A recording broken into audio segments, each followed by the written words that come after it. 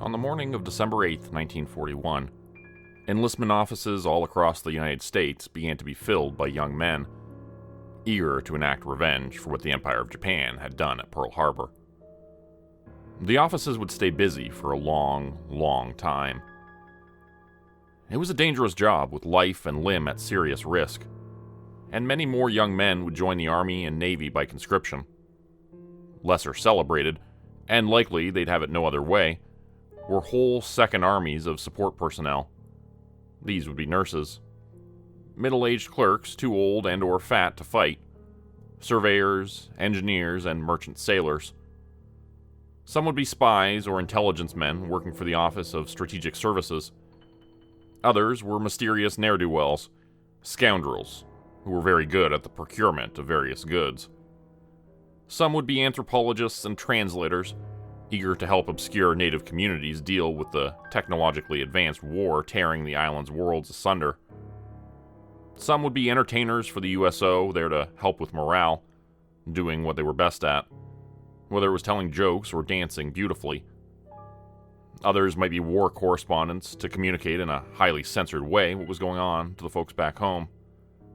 Then there were the bean counters. Everybody overlooked the bean counters. Many of the combat veterans, and even some of the non-combat personnel, would never make it home again. Others made it home, but only after being maimed and scarred in body and mind. Yet most would make it home. All of them would have stories to tell, though many would never tell their stories. There was a culture of silence during the war. Loose lips sink ships. It wasn't just a catchy phrase, people took it to heart. It became a habit. Even long after the war was over, people kept their lips zipped shut. And yet, there were still millions and millions of stories, and some of them would be recorded. They might be memoirs committed to paper years later. Then again, many of these people kept diaries. They would write home every chance they got. Officers, as a regular part of their duties, were constantly writing up reports. Every single one would end up being read by someone, somewhere, and passed up the chain depending on its importance, or filed away if the chain ended there. With every battle won or lost, extensive analyses were conducted on what went right and what went wrong, and how we could do better. Actions of bravery were written up for recommendations for medals or promotions. Every serious infraction meant a court-martial, and court-martials left transcripts. Bitter denouements and protests were written when it was felt officers weren't living up to their duties. And in these cases, the lips were zipped especially tight, but the reports themselves were pored over. Every location where the U.S. went, whether it was the location of a battleground, a ranging area for the artillery, a site for a depot, or a road used for transportation, was thoroughly mapped and described in detail. Then there were the bean counters. How many 20mm shells does it take, on average, to knock down a Valdive bomber? How many pints of A-positive blood should be stocked in a forward field hospital? How many gallons of ice cream are needed to keep a company of Marines in good fighting spirit? The bean counters might not know, but they recorded everything down just in case you wanted to sift through the data. And a lot of people did. The data would end up having a massive contribution to the war effort. Last were two groups of material that were never meant to see the light of day. The sort of thing that ought to be recorded and then hidden away only for the purview of top men. The first is information you might expect would cause classification or cover-up. Disastrous friendly fire incidents. Accusations and or confessions of war crimes. State secrets involving intelligence on enemies and allies. Both. Then there's the other tranche of material. The stuff that defies explanation. Secrets from the hidden corners of the earth that were never meant to be revealed until some young farm boys from a country far away showed up in places where they were never supposed to be. The following provides an example.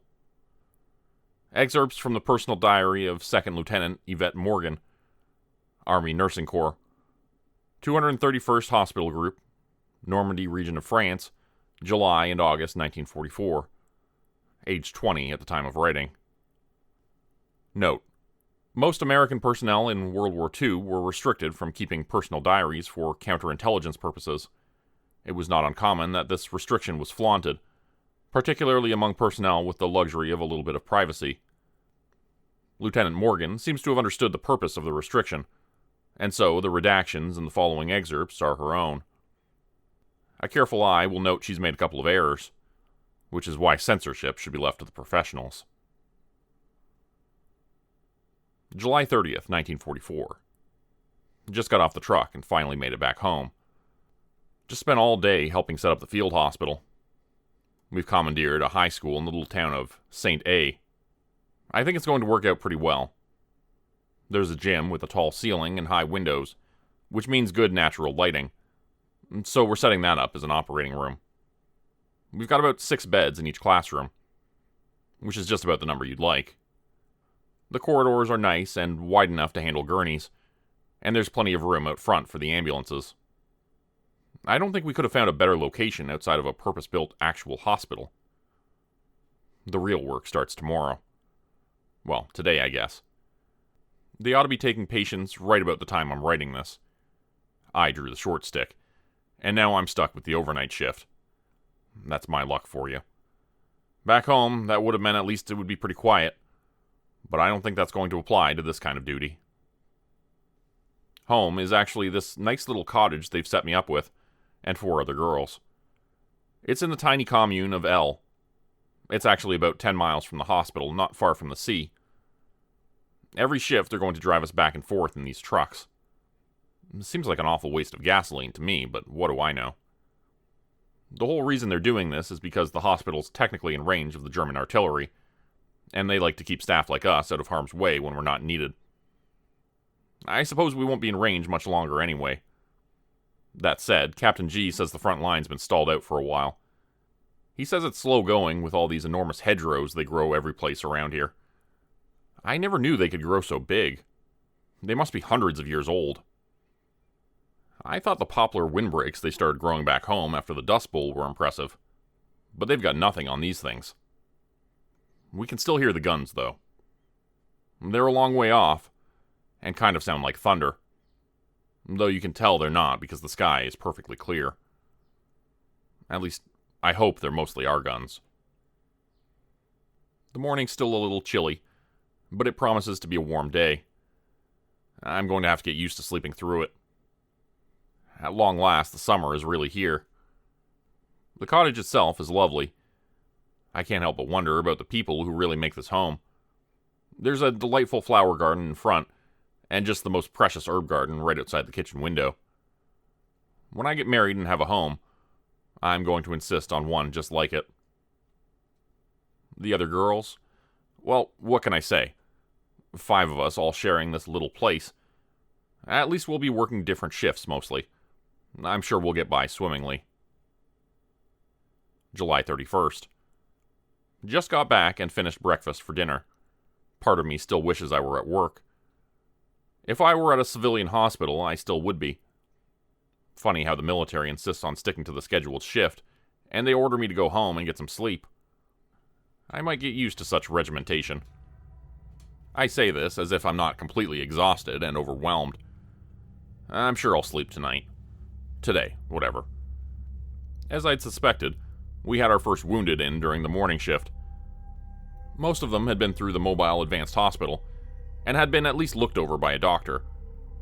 Plenty had already gone through an initial surgery just to stabilize them, close gaping wounds and tie off arteries. It was really crude stuff, but I suppose that's the point. Our doctors opened them back up and fixed them up properly. There were a few walking wounded, shrapnel wounds, and nasty burns we were able to help out too. I feel glad to be part of such a great team. I spent the first half of my shift assisting in 2 different surgeries, then the last half attending the wards. I had hoped that would be more peaceful. Our boys are so brave, even when you can tell they're really broken up over what they've been through. And yet, it wasn't meant to be. I mentioned that St. A's was within range of German artillery. Well, there was an attack last night, early this morning. I'm still not used to the schedule. They didn't hit the hospital, they hit the other side of town. It was loud enough to shake all the windows, and even the ground shook. It scared the daylights out of me. Some of the boys yelled too. A couple of them fell out of their beds and tried to hide underneath. I can't imagine what it would be like to go through that a second time, let alone time after time, day after day like our boys. I was just starting to get things settled down and everything squared. Then there was a commotion. A bunch of orderlies, then nurses, then doctors running around the front main hall. We were expecting wounded. They'd hit an old medieval church on the other side of town. The Church of St. Adalthred. There had been a platoon of soldiers sleeping there. Now they were bringing the survivors in. I had never done triage before, though I remembered my training. You divide the patients into 3 groups. The group that needs surgery absolutely immediately if they're going to live. The group that can wait for surgery. And then there's the group that will die regardless. There were 2 young men that were in that last group. The first had a massive open head wound. The strange thing was that he was perfectly conscious and capable of speaking, despite the injury. There was just nothing we could do for him. He was alert for about an hour, and then he simply passed away. Is it horrible to think that that was something of a mercy? The other suffered terrible burns, and apparently some of the blast as well. After the triage, I was assigned to care for him. The doctor had estimated over 90% of his body suffered burns in the 3rd degree. The kind of amount that really makes you question your faith. I've seen burn patients, but not when they first arrived like this. His eyes and ears were gone. A strange thing was, he wasn't screaming like we'd expect burn patients to do. The doctor said his vocal cords were burnt out, but his lungs were relatively free of smoke damage, and he didn't have that horrible cough. The doctor said it was like he'd inhaled flame. He was simply silent. He's not expected to last the night. Day, I mean. I suppose I won't see him again.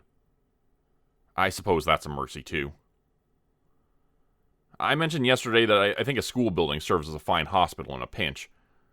I'm not sure about that anymore. It's the ventilation. There isn't any in the school. Fumes from the ether linger everywhere. So does the stink of infection, no matter how much we fight it. And that last patient, it was like he was roasted. Literally. I thought he'd be sick. August 1st. The truck ride back home is starting to become my favorite part of the day. This one was a long one, despite being the exact same length as all of the other shifts. We're really packed now.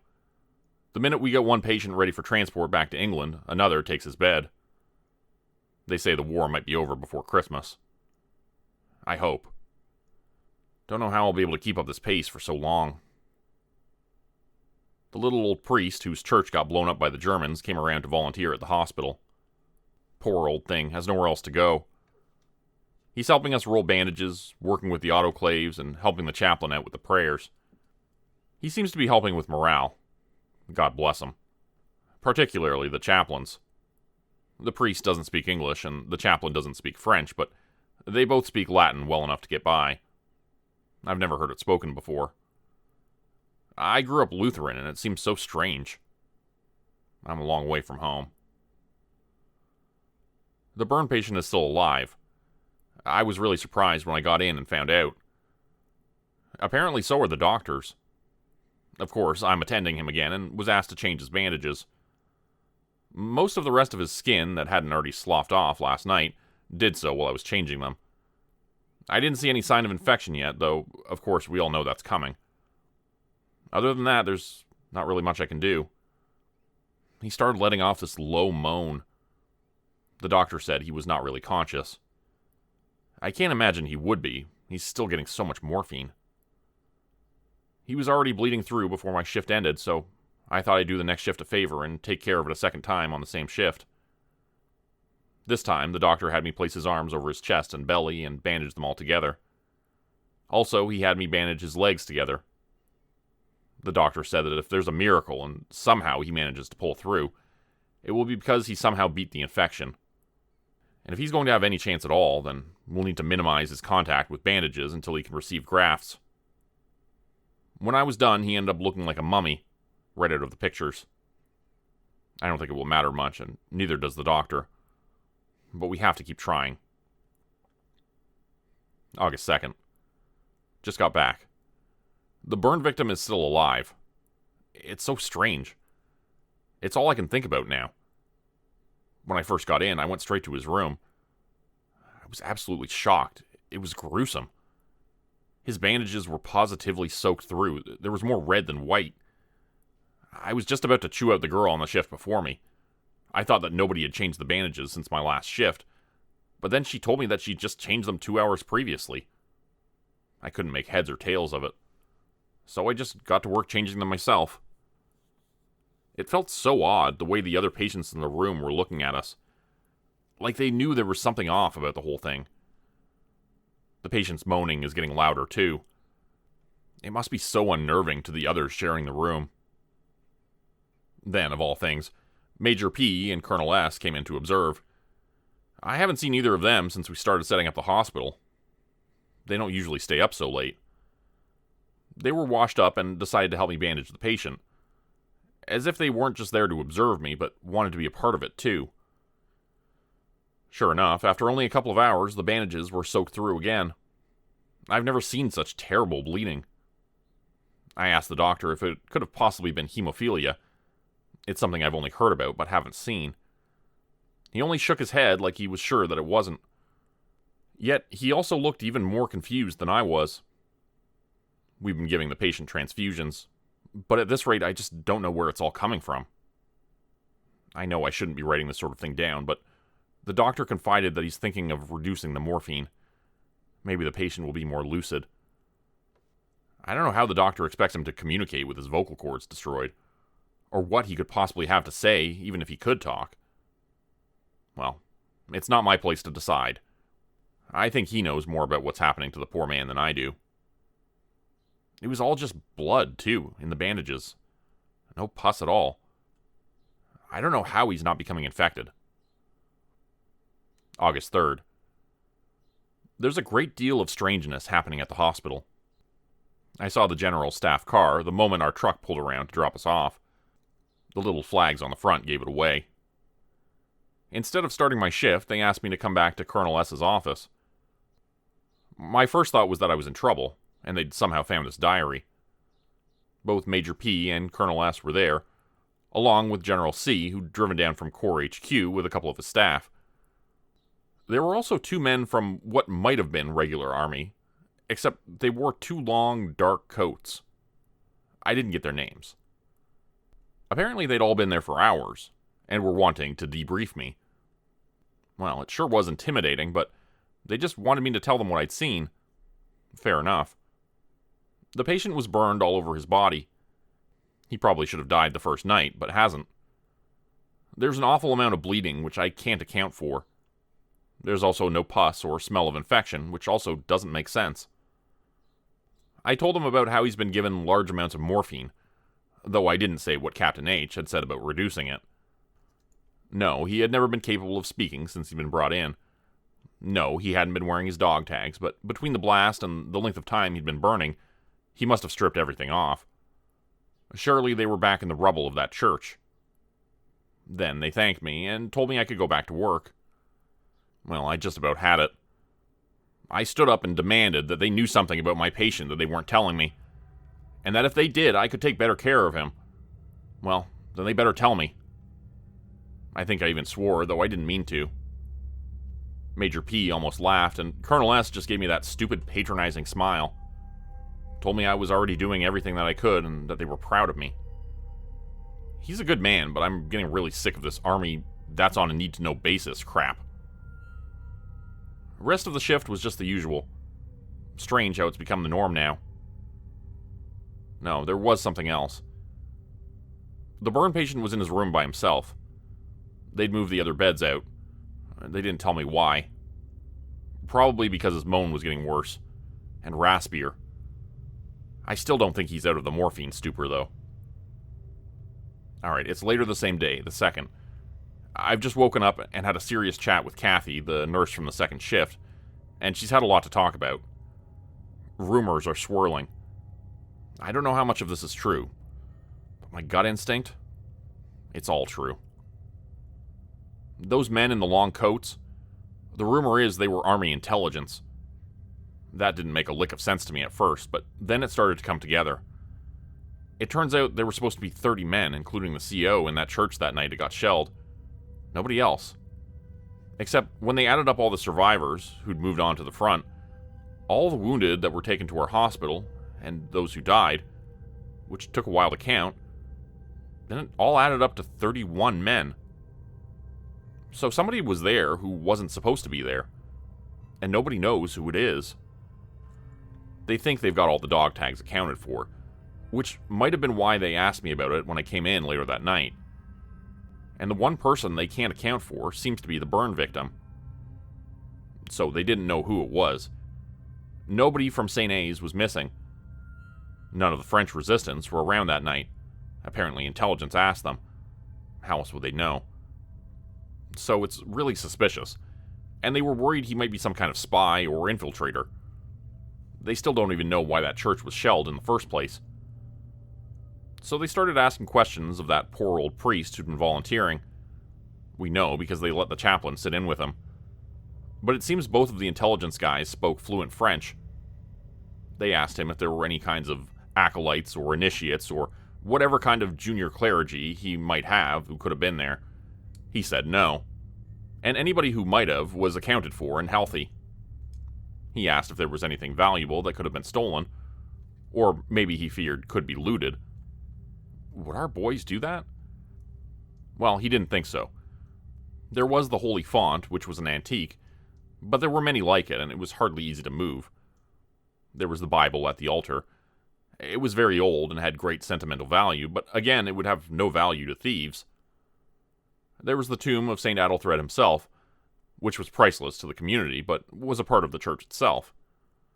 Why the church had been built in the first place. Impossible to steal. Then they asked the priest to come and view the patient. Maybe seeing his proportions, perhaps it might have helped him recollect a similar person he'd seen lately. I understood why they did it. He, the burn victim, does seem shorter than any soldier I've met, and skinnier too. I wish they hadn't, though. The chaplain said the priest had cried over seeing all those bloody bandages. There wasn't a point, because the priest said he didn't recognize him. The strange thing was, the chaplain had said that the priest's behavior seemed really strange. Like they got the really strong sense that the priest was being cagey and lying to them. Not that he recognized the figure per se, but that he was thinking of something that he wasn't telling them. He also insisted on saying a prayer over the burnt figure before he left, and they let him. I asked why they'd moved all the other beds in the room. Kathy said a little while after the priest had left, the burn victim had started screaming really bad. The other patients asked if they could leave the room, and because of the mystery, Colonel S. agreed to it, so they could isolate the burnt man. He was only calmer when I arrived later because they'd given him more morphine. When Kathy told me how much, my jaw hit the floor. That part has to be a baseless rumor. August 8th. I'm back in England. I've been too worked up to write, and worried, of course. After it happened, they put me in a truck, drove me to L, picked up my things, and then I was on the SkyTrain back to Cornwall.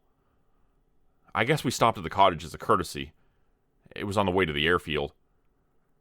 I was worried they'd find this diary, but they never searched. I don't think they know what to do with me. I'm not sure what they should do, either. They might just send me home, I suppose. I wouldn't protest that. I just want to get on with things. So, that night, the 4th. I'll start when I got off the truck. That moment when you hit the ground after jumping out of the bed is so sharp that it just sets your whole day. Like a starter pistol at a race. Something about it just seemed off as I was walking towards the door. I got in, and the front gallery, ever since that night of the triage, is a pretty empty place. But somebody was waiting for me, and it was Colonel S. He came right up to me the moment he saw me. What an upside-down experience. He starts leading me down the side hall, towards the back of the hospital, school where his office was. So, of course, I expected he needed to talk to me about something in his office. Only it turned out it wasn't his office anymore. I thought something was off when I saw 2 armed guards on either side of the door. Almost as soon, I heard the screaming. I have just enough time to puzzle together what's happened when Colonel S walks right in, me in tow. They'd moved the burn patient to Colonel S's office, and he'd cleared out. The reason was obvious. The patient was screaming. Really, really loud. It hurt my ears in such a small office. The office was about as far removed from the rest of the patients as they could move him. His bandages were soaked through, totally bright red. Jet red? Is jet red a thing? If you saw him, you'd say it was. It looked like they had been in the middle of starting to change his bandages, or just about to finish, because there were parts of his flesh that were exposed. I didn't realize it at first, but could only tell because of the texture. I was just staring at him for a while, jaw wide open. Then I looked at Colonel S. He had been watching my reaction. He had such a sympathetic look. I asked him, "How long has he been like this?" "For hours," he said, like he was apologizing. "How much morphine did you give him?" I asked. He was a doctor in his own right, of course. He didn't get a chance to perform much surgery now that he was an administrator, but I don't think that ever leaves you. He looked like he was about to cry. "Lethal?" I asked. "More," he whispered. We stood there silent for a few moments. Then he explained the situation. The only people allowed in this room would be doctors. Myself, and he explained I was the nurse with the most experience with him, and that I was the one who he trusted the most. I'd have no other duties that shift. The chaplain was allowed in, and the priest. Also, the 2 guards out front, and that was it. He told me, "The men from Intel will be back, and a couple of spooks. We'll figure it out then." I had no idea what he meant by that, but I just nodded. Well, the chaplain was there, but he looked a total mess. And it turned out the priest had stayed late but gone home exhausted. So I did my duties. Changed bandages, changed IV bottles. There were 2 chairs in the room, one for me and one for the chaplain. With only the 1 patient, sometimes I'd wait. We couldn't really chat, the screaming was too loud. I don't think either of us got used to it. I suppose it was about 3 a.m. Mom used to call that the witching hour. Around 3, it started to change. The screaming, that is. The cadence of it. Is that the right word? He started screaming words. Very garbled, but words.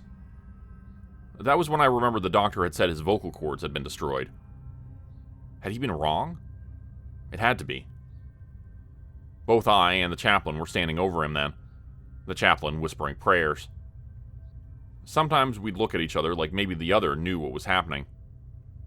There were no answers. The words started getting clearer. Not that we understood them, but they kind of sounded like they were French. Both I and the chaplain thought he, the patient, was becoming lucid. The chaplain opened up the door and told the guards to get the colonel, also to send somebody to find the priest. I suppose anybody could have translated, or so I thought at the time, but getting the priest sounded right. The colonel wasn't in, but Major P was. He spoke a little French, but he couldn't understand the words. I'm still glad he was there, as a witness. I'm glad me and the chaplain weren't the only ones. It was like the patient was chanting. It was maybe 10 minutes after the major arrived.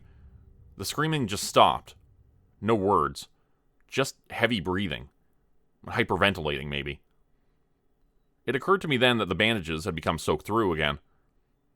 I'd been there the whole time, watching. Only now had I noticed. He was glistening. The bedding was bloody too, of course. It was everywhere. Then, it happened. I had been facing another direction, but there was a sound. Like a massive, loud inhalation of air. There was this bright light, like when a light bulb is about to short out. Except I felt the heat, and I turned. The patient had burst into flames. I screamed. I think the chaplain and major did too. The 2 guards ran in. Maybe they sent somebody else to fetch the priest. They just yelled and weren't able to do anything else. In a normal circumstance, I think somebody would have fetched an extinguisher. Except the patient suddenly sat straight up in his bed. We were positively paralyzed.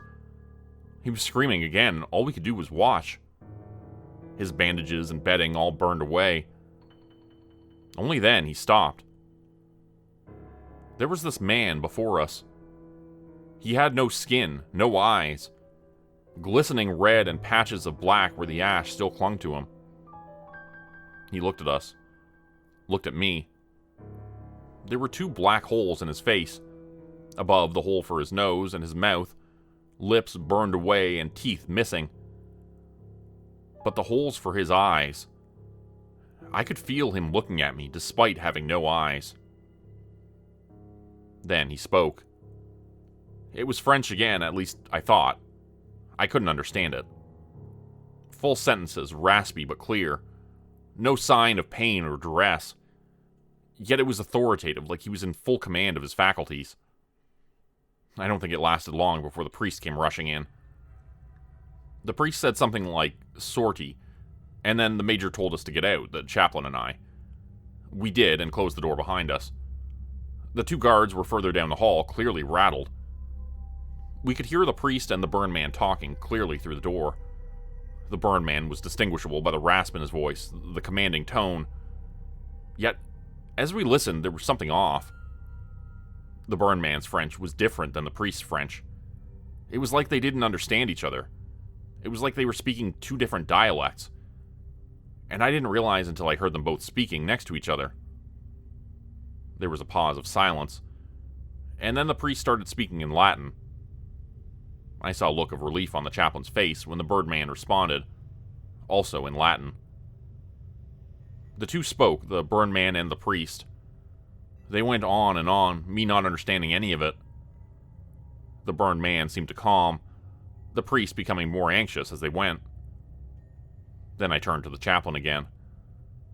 His attention was totally focused on the closed door, but he was listening to the priest and the burn man talk. He was shaking, pale as a ghost.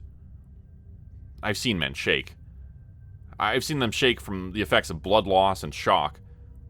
I've seen them shake because they've been mad from war. I've seen them shake from hypothermia and hypoglycemia and drug overdoses. I've seen no end of fear in their eyes. Fear as they're going under anesthesia or having their limbs removed, or knowing they're about to die from their wounds. I've never seen a man so afraid or shaken than that chaplain on that night. And all because he was able to follow that conversation in Latin. The door suddenly opened. The priest waved us aside, looking more determined than I'd ever seen him. We pressed ourselves against the wall to get out of the way. The burn man followed him, silent, walking. We watched them walk down the hallway. The guards turned and fled. Then the priest and the burnt figure turned the corner. And that was the last I saw of them. I remember looking back into the room and seeing the major slumped in the chair, hands covering his face. The smoke from the burning bandages and bedding still hung in the air, sweet and strong and foul due to the lack of ventilation. The 2 men in the long coats showed up. There were also a couple of men in suits. Civilians, I guess. They sort of took charge. They just put me on a truck, didn't even ask me any questions. And that's what happened. I've been on this base for a couple of days. They seem to be giving me a lot of freedom. They let me go into town yesterday. I went to a library. It wasn't a very big one, but I guess it didn't need to be. I found a hagiography, or I guess a sort of encyclopedia on the subject of saints. There was a very small entry on the subject of St. Adelthred. Very little was known about him. He'd been a saint in early medieval France. He'd preached to royalty. The Merovingians, I think it said. I don't know what that is. Like all saints, he'd performed 3 miracles. Like all saints, he'd been martyred. He'd been burned at the stake. His last miracle had been his own resurrection. I don't know what to do with his diary. I never should have started it, and yet I think it's important that I did. I think I'm going to turn myself in and give it to them. I suppose they'll court-martial me over it and send me home. I don't want to go home, but maybe I deserve it.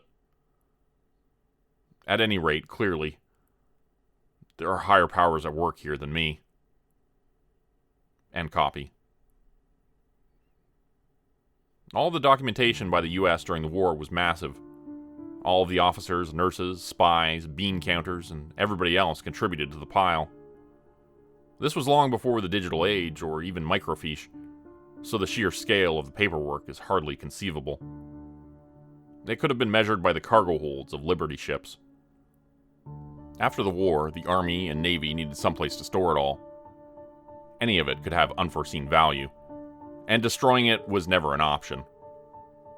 In 1951, with the Korean War raging and threatening to exacerbate the document problem, the Department of Defense decided to build a massive new warehouse archive to store it all. In 1956, the Military Personnel Records Center was finished. Ostensibly, the archive was meant to store personnel records, but the military being the military, and the warehouse being of such huge scale, it housed other records as well. Records such as the nurse's diary. Records of things unnatural. Supernatural. Only to be seen by top men.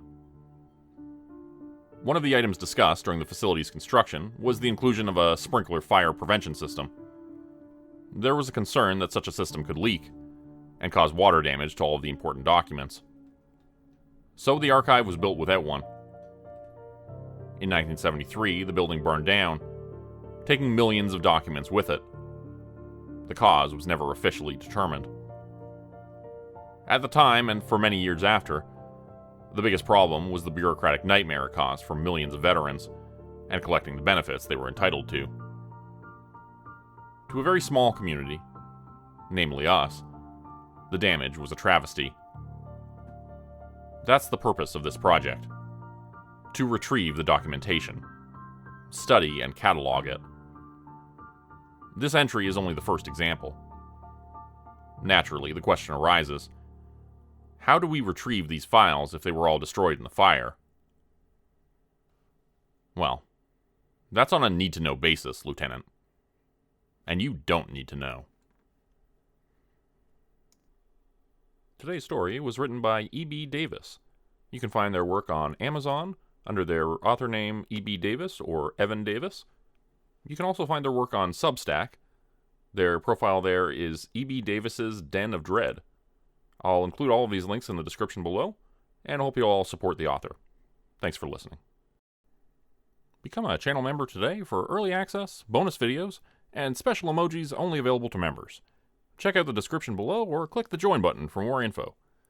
Today's video was supported by patrons like Mark from Earth, Crimson Muse, Joy Burton, Diane Showers, Mark Zawal, Cheryl James, Pick Your Sticker, Teddy Dog, Clue 404, Mamakato, Dante Kincaid, Zarin Ray, Angela Donovan, Blarian 50, Devin Kyle, Timothy Baird, Ajeti, Bert Turner, Bajani Aspinall, Michael Pierce, Big Joe, Carrie Harkonnen, LaDonna Spivey, Scott Tanaka, Tom Stewart, Sherman Davis, Bryce Shelton, Susan McClendon, Elise Batiste, Lisa and the Cult Jam, Open Circuit, Fabulavore, Raymond Jaggers, That Darn Fox, Rezon Detra, Kai Gaming 99, Windy Burns, The Wendigo, Michael Squishy Park, The Gemstar, Vault 77 Citizen, Puppy Dan, Clovis Wolf, Elder Jelm, Derek Prey, Elder Being, KC Hawaii, Rob T, Tragic Mermaid, Darren Fishnaller, Cloves Anoy Harris, Roe Underwood,